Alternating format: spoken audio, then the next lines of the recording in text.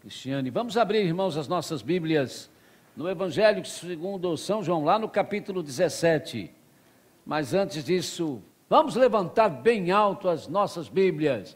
Quantos estão felizes porque têm a sua Bíblia? Diga amém. Amém. Mas vocês estão muito contentes porque tem a Bíblia, né?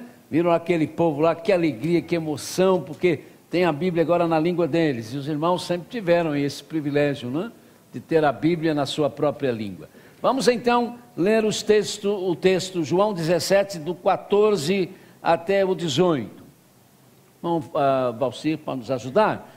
Vamos começar então assim, os irmãos vão ler. Vamos fazer o seguinte, são 4 versículos. Então os irmãos que têm as chamadas versões tradicionais, vão ler com o Valcir de uma vez, e depois os irmãos que têm NVI lerão juntos com o pastor. João capítulo 17, do 14 até o 18. Então os irmãos que têm as chamadas versões tradicionais vão ler todos juntos agora os 4 versículos com o irmão Valcir. Leamos: deles a tua palavra, e o mundo os aborreceu, porque não são do mundo, assim como eu não sou do mundo. Não peço que os tires do mundo, mas que os livres do mal. Não são do mundo, como eu do mundo não sou. Santifica-os na verdade. A tua palavra é a verdade. Assim como tu me enviaste ao mundo, também eu os enviei ao mundo. Os irmãos que têm a NVI, dê-lhes a tua palavra, e o mundo os odiou, pois eles não são do mundo, como eu também não sou. Não rogo que os tires do mundo, mas que os protejas do maligno. Eles não são do mundo, como eu também não sou. Santifica-os na verdade. A tua palavra é a verdade. Assim como me enviaste ao mundo, eu os enviei ao mundo.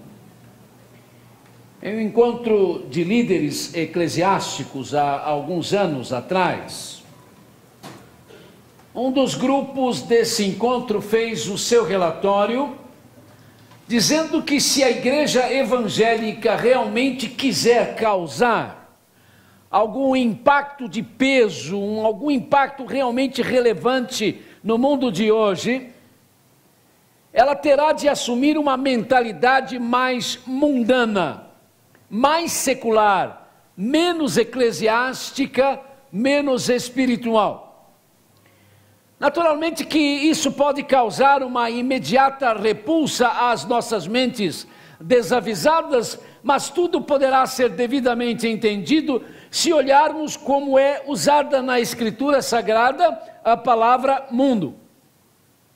Há realmente uma certa confusão em relação ao sentido que essa palavra tem, e tal confusão interfere na atitude do chamado cristão em relação ao que se chama de mundo. Pelo menos 249 vezes no Novo Testamento, a segunda parte da Bíblia, pelo menos 249 vezes aparece a palavra mundo.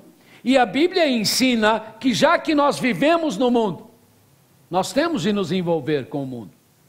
As determinações bíblicas do tipo, não amem ao mundo, nem as coisas que são do mundo, parecem não fazer qualquer sentido para a maior parte das pessoas hoje.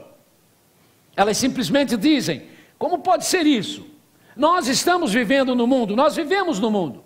Sabe, nós sabemos que há muitas coisas erradas, muitas coisas ruins com o mundo, mas não vemos sentido em tentar fugir ou sair do mundo. Mas pelo que nós lemos no Novo Testamento, está claro que há um sentido da palavra mundo, que é o mundo com o qual realmente nós não podemos nos envolver.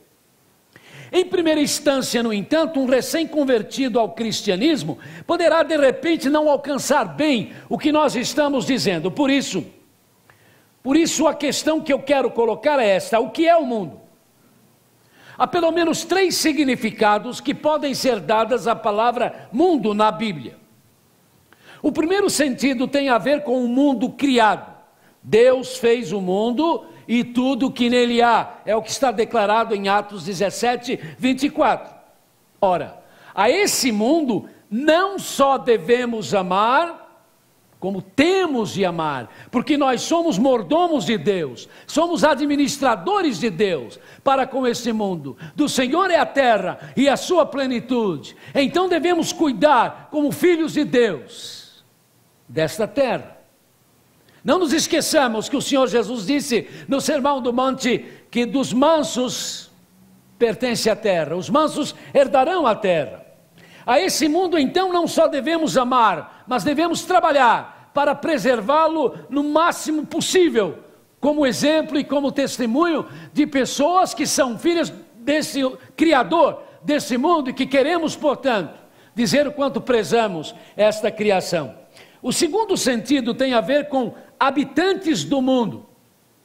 Habitantes do mundo aos quais Deus ama e pelos quais Jesus Cristo morreu. Sabe, nesse sentido também nós temos de amar o mundo, porque nós precisamos amar as pessoas. Nós precisamos amar os seres humanos, ou não estaremos fazendo a vontade de Deus. Precisamos amar os seres humanos, e os seres humanos fazem parte do mundo, ou também não teremos compaixão deles. É preciso amá-los para que tenhamos compaixão. Fico me perguntando se às vezes essa aversão de alguns a missões, com desculpas que nunca são realmente muito coerentes, se isso não é falta de amor para com o próximo, falta de amor com os seres humanos. Eu li há poucos dias uma reportagem numa revista evangélica que fala de uma doença chamada podoconioses. Essa doença foi identificada há 35 anos na Etiópia, e foi feito sobre ela um diagnóstico errado, até que a intervenção do Dr. Ewart Price, um médico missionário evangélico, que tem agora a única teoria plausível para a causa dessa doença, mudou os rumos da mesma em termos de tratamento. Partículas do solo vulcânico da região onde vivem as pessoas que são atingidas por essa doença. Há mais de 1 milhão de etíopes e mais outros 3 milhões de africanos que sofrem dessa enfermidade considerada terrível e estigmatizante. Ela ataca os pés. E os pés das pessoas praticamente apodrecem, ficam deformados e passa a ter um mau cheiro insuportável, o mesmo cheiro de um cadáver que está apodrecendo. E foram os missionários, os missionários evangélicos, os primeiros a se disporem a encarar essa doença de frente. E eles começaram a ir às aldeias etíopes para achar as pessoas enfermas que se escondiam, envergonhadas, que eram escondidas pelas famílias. E eles iam com bacias e água, porque a primeira coisa que se tem de fazer é lavar bem esses pés. Mas, meus queridos, os missionários dizem que não dá para nós imaginarmos o quanto é difícil. Não adianta você pôr nada no nariz, lenço, porque o cheiro é insuportável. E ele diz, nós ficamos dias e dias com aquele cheiro em nós.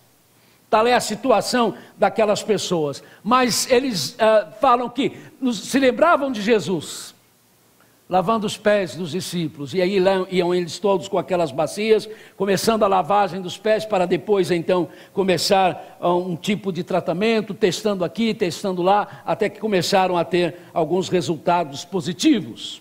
E hoje existe uma fundação chamada Projeto dos Pés de Musgo, porque os pés ficam parecendo como se estivessem com musgo, não é? Em volta deles. Esse projeto foi fundado por um médico evangélico, Nathan Barlow, que tem desenvolvido, então, devolvido dignidade às pessoas. Por causa dessa doença, com o tratamento, alguns pés vão ficando realmente bons, né, sarados, sem problema nenhum, e essas pessoas são devolvidas às suas famílias. Somente agora é que a Organização Mundial de Saúde está começando a dar os seus primeiros passos para também entrar na luta contra essa doença.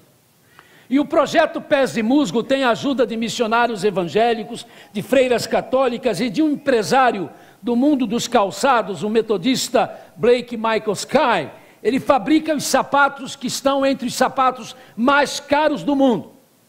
Só que ele fez um acordo com o Senhor. E não foi por prosperidade, não. Ele já estava prosperando. Mas ele foi lançar um tipo de sapato novo em Buenos Aires, na Argentina, exatamente para atender a classe mais alta do povo argentino. E quando ele saiu às ruas, ele foi a um bairro pobre de Buenos Aires e viu tantas crianças descalças, que aquilo lhe doeu o coração. E naquele momento ele fez uma oração dizendo, Senhor, para cada par de sapato que eu fabricar, eu vou fabricar um outro par de sapato para que pessoas pobres que não possam comprar sapato consigam calçar um sapato, e um sapato bom, não é? E ele tem feito isso e começou a mandar sapatos para a Argentina, e ele tem sido um dos grandes ajudadores dessa questão, porque ele está fabricando sandálias especiais para os pés dessas pessoas que estão sendo tratadas na Etiópia, e ele está mandando 10 mil pares de sandálias todos os meses, gratuitamente, para a Etiópia, para que essas sandálias sejam usadas nos pés das pessoas que estão sendo tratadas por causa dessa doença, a podoconiose. Irmãos, isso é amor pelos seres humanos, isso é preocupação pelo outro, e isso é o tipo do amor que nós temos que ter no mundo. A Bíblia diz que Deus amou o mundo, Jesus disse isso, Deus amou o mundo de tal maneira que deu o seu Filho unigênito para que todo aquele que nele crê não pereça, mas tenha a vida eterna. Então, o amor às pessoas, o amor aos seres humanos é um tipo de amor pelo mundo, e esse amor nós temos de ter. Mas há um terceiro sentido da palavra mundo, que tem a ver com a existência do cosmos, e que tem a ver com um sistema mundial que é encabeçado por Satanás. E esse sistema se estabelece na ganância, na vaidade, na violência, na corrupção, na mentira e na imoralidade. Bem, esse é o mundo que nós temos de resistir. Esse é o mundo que nós temos de combater e não ter com ele nenhuma espécie de conivência. Qualquer tipo de conivência com ele deve ser rejeitada. Então, nesse terceiro sentido, é que há um mundo que Deus avisa que nós não podemos apoiar, que nós não devemos amar e com o qual nós não podemos nos envolver. Acerca desse mundo, as recomendações das Escrituras são claras. Elas dizem, não tomem a forma do mundo. É desse terceiro mundo que Romanos 12:2 está falando. A Bíblia ensina que Cristo se deu a si mesmo pelos nossos pecados, para nos livrar deste presente século ou deste mundo vil. Está lá em Gálatas 1:4. A Bíblia com clareza faz a diferença entre os incrédulos que habitam no mundo e os filhos de Deus que também habitam no mundo. A Bíblia chama as pessoas que amam as realidades vis, as realidades ruins do mundo, de infiéis e inimigas de Deus. Tiago 4:4. Quando esteve entre nós o Senhor Jesus, e ele foi orar pelos seus discípulos, ele disse, Pai, o mundo os odeia, como odeia a mim, mas eu não peço que os tire do mundo, mas sim que os livre do mal, porque eles não são do mundo, como eu do mundo não sou. Foi o texto que nós lemos com os irmãos. Acerca das pessoas que iriam segui-lo, o Senhor Jesus avisou, olha, o mundo vai odiar vocês. O mundo vai odiar vocês porque me tem odiado. O mundo me tem odiado, foi o que Jesus disse. Então, assim como o Senhor Jesus Cristo, com a sua vida, com o seu amor, com a sua preocupação, com o seu envolvimento, incomodava o mundo da sua época, a nossa vida hoje.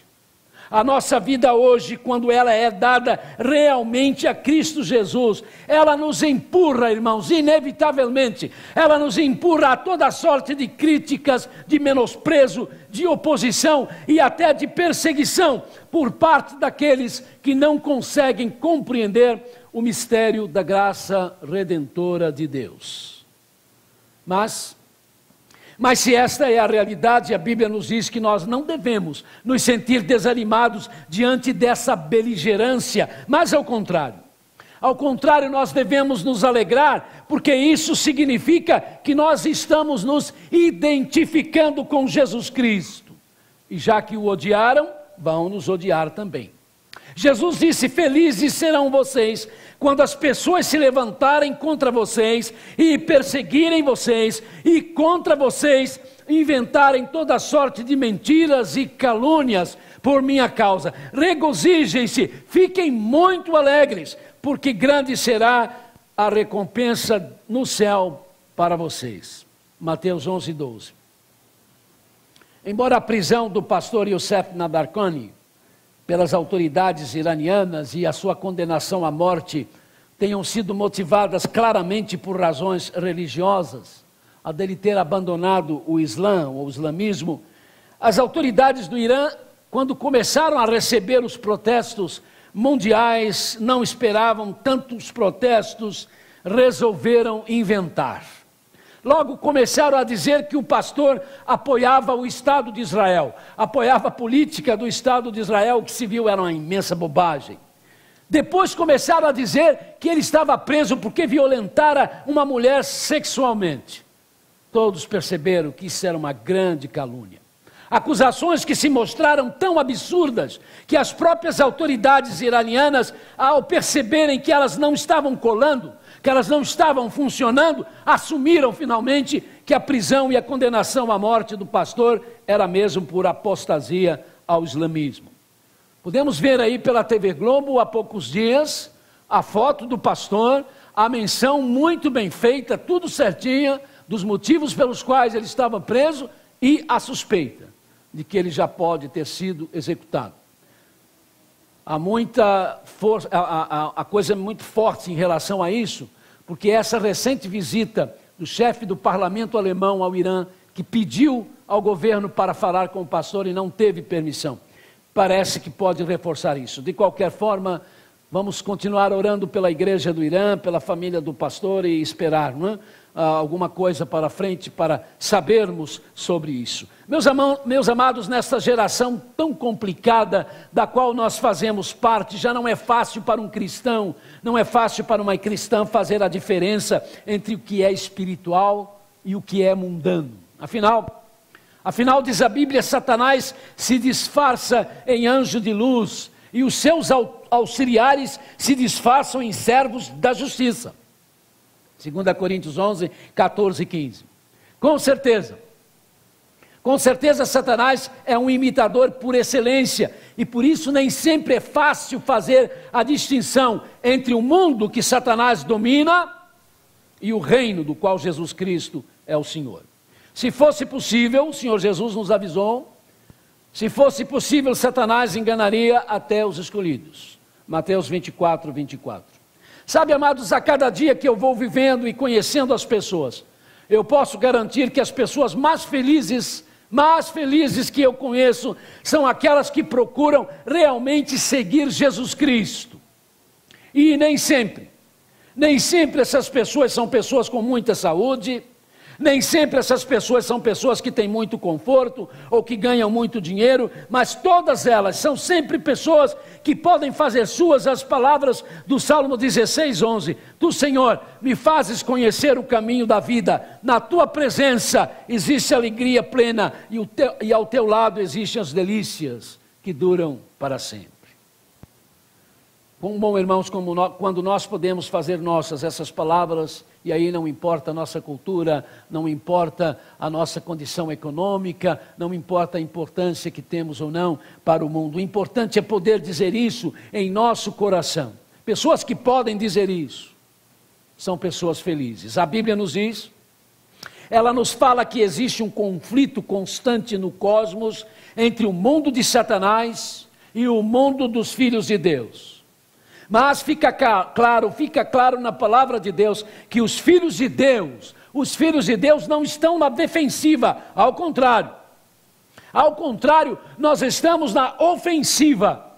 Por isso Jesus diz, eu edificarei a minha igreja, e as portas do reino dos mortos, as portas do além, as portas do Hades, enfim, do inferno, não prevalecerão contra ela. Mateus 16, 18.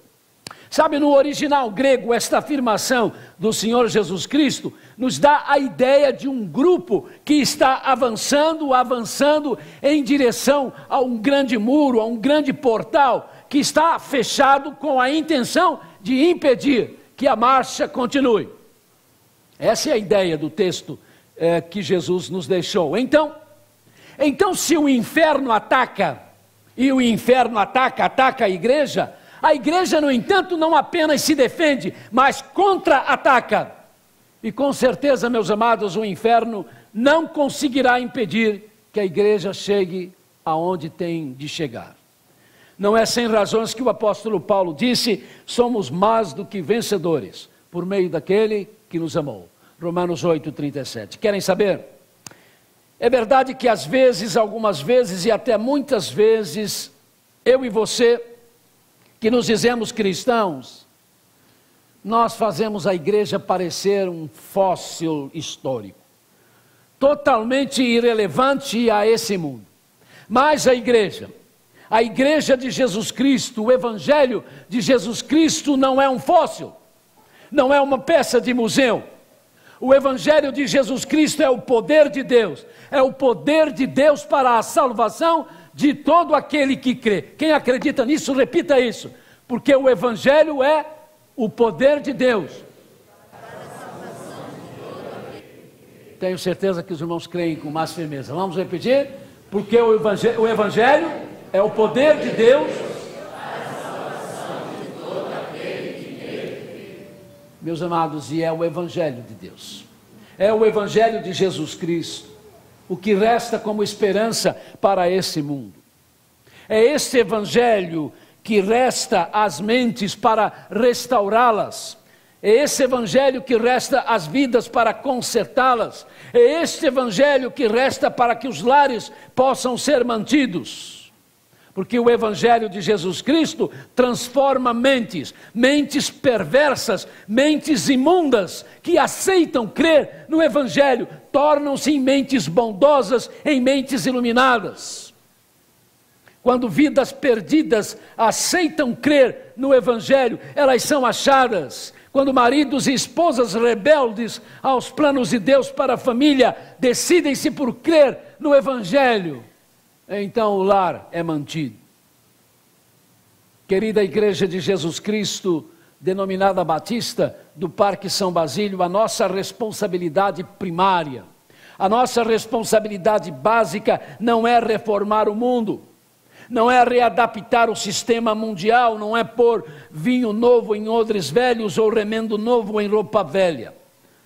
A função dessa igreja é proclamar as boas novas do evangelho, a mensagem de que Deus ama esse mundo e redime as pessoas, transforma as pessoas através da cruz, da morte do Senhor Jesus Cristo nela, porque esta morte aconteceu para nos dar a redenção dos nossos pecados. E quando um homem, e quando uma mulher, quando uma jovem, um jovem, quando um ancião, uma anciã vem a Cristo, quando essa pessoa vem a Jesus Cristo, ele há de vir a Jesus para depois ir para o mundo e viver no mundo como uma testemunha de Jesus Cristo, porque o Senhor Jesus Cristo disse isso para nós, para sermos sal da terra e luz do mundo. Então somos salvos, somos resgatados pelo poder do evangelho para influenciar o mundo, e em nome de Jesus Cristo, como pedreiro, como carpinteiro, como servente, como empregada doméstica, como comerciário ou comerciante, como soldado ou general, como estudante ou professor, como paciente ou como médico, como torcedor ou desportista, como eleitor ou como político. Eu tenho de ser deixado nas mãos do Senhor como instrumentos para ser sal da terra e luz do mundo, e deixar coerente esta mensagem de um evangelho que tem o poder da salvação para todo aquele que crê. Sabe, querido, hoje você pode vir a Jesus confessando a Ele os seus pecados, deixando com Ele as suas mazelas, mas se você quiser fazer isso, venha também para depois sair e testemunhar de Jesus para os seus vizinhos, testemunhar de Jesus para os seus parentes, testemunhar de Jesus para os seus colegas, para que eles percebam que você tem em Jesus Cristo a verdade mais importante da sua vida, e que você não crê em lendas, não crê em contos de fadas ou em mitos, mas sim em fatos reais. Todos saibam, pelo seu testemunho, que todos saibam que o evangelho que você recebeu é relevante. Nesse mundo da informática, das cirurgias de transplantes, da clonagem, da engenharia genética, dos genomas, de conquistas fantásticas, em nome da ciência, algumas até assustadoras, não faltam pessoas se apresentando como autoridades nisso ou naquilo. E pessoas que estão dizendo e que estão repetindo que o cristianismo está com os seus dias contados. que o cristianismo há de passar como passaram os dinossauros imensos e poderosos, mas que hoje são somente partes da pré-história. Mas estão enganados, completamente enganados. Ledo engano, porque o cristianismo, que significa Jesus Cristo mudando minha vida, mudando sua vida, esse cristianismo nunca passará. Esse cristianismo não passará porque não se trata de um sistema religioso, mas ele é a religião no seu sentido mais lato, no seu sentido mais completo, de religação com Deus. E essa religação tem um nome, Jesus Cristo. E Jesus Cristo nunca passará. E Jesus faz toda a diferença na sua vida. Jesus faz toda a diferença na minha e na sua vida, meu amigo e minha amiga conosco hoje. De repente você que está sem rumo, você que está sem direção, ou de repente você que se sente muito seguro, mas está sem paz. Venha então a Jesus. Venha Jesus para entrar na luta contra as hostes espirituais da maldade e se tornar em Cristo Jesus mais do que um vencedor. Querido irmão e irmã em Cristo, talvez você esteja desanimado, talvez você esteja desanimada com a vida, com os problemas, com as lutas, e sem dúvida, eu e você, como partes do povo de Deus, nós vivemos num mundo que muitas vezes nos é hostil, nos é inamistoso, que vive nos pressionando para que tomemos a forma dele, para que façamos partes das suas falcatruas, da sua corrupção, da sua violência, da sua imoralidade, e nós não temos resistido, mas resista, não desista, insista, e quando a dor estiver muito forte, e quando o problema for maior do que você, e quando a tentação parecer irresistível, quando tudo parecer perdido, grite o que o apóstolo João deixou em sua carta: maior, é bem maior o que está em mim do que o que está no mundo. 1 João 4,4. Grite. E aí nós vamos continuar correndo a carreira que nos está proposta em direção ao alvo da nossa soberana vocação, Jesus Cristo. Olhe para Ele, coloque os olhos nele, dê a Ele a sua mão, e vamos nos levantar, vamos prosseguir, porque o dia da nossa redenção se aproxima. Não se atrapalhe, querido, não se atrapalhe, querida, com esse mundo de perversidade, de egoísmo, de ambição, de traição e de engodos. Nós não pertencemos a esse mundo, nós não pertencemos a ele, definitivamente não pertencemos mais a esse mundo. Que Deus nos ajude, amém.